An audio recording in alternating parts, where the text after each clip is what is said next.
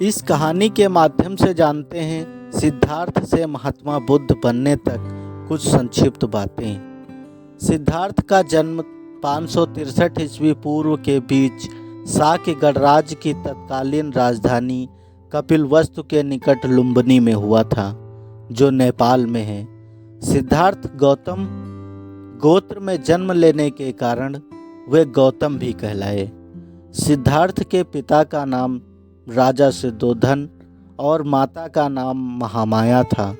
सिद्धार्थ के जन्म के 7 दिन बाद ही माता का निधन हो गया। सिद्धार्थ का पालन पोषण महारानी की छोटी सगी बहन महाप्रजापति गौतमी ने किया।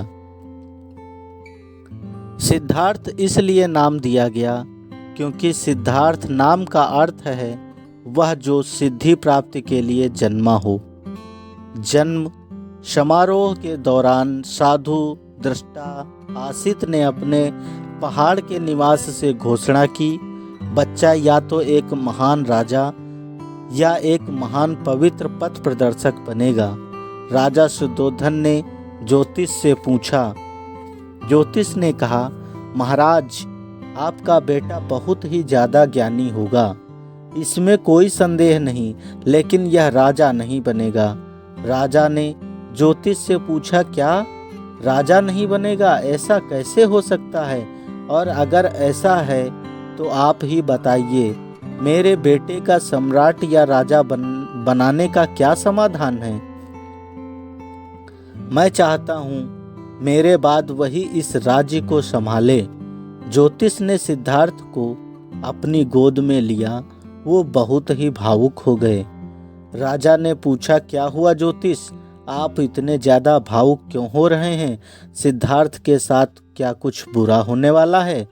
ज्योतिष ने कहा, नहीं नहीं, बिल्कुल नहीं, बल्कि कोई भी बुरी चीज़ इसके आसपास भी नहीं भटक सकती।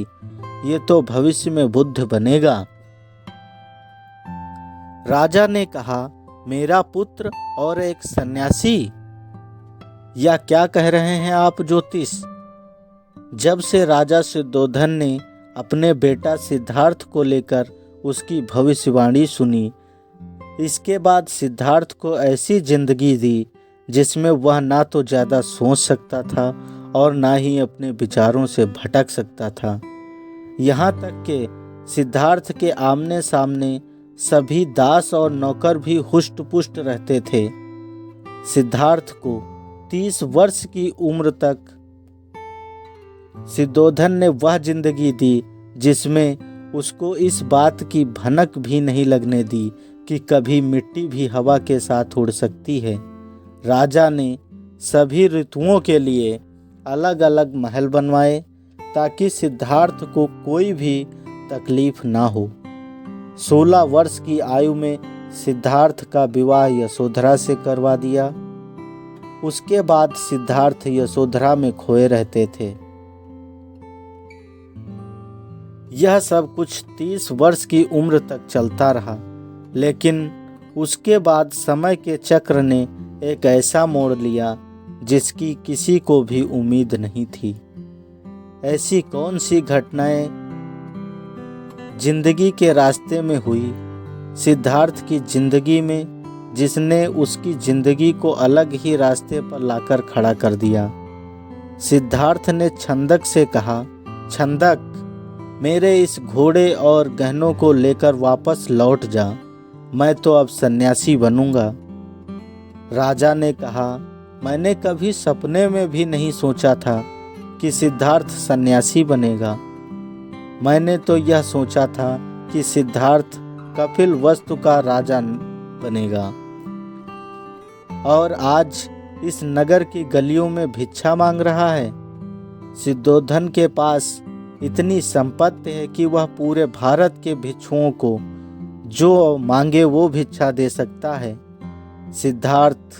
सिद्धार्थ नहीं रहा, बल्कि वह एक तेजस्वी महात्मा के रूप में सबके सामने आया।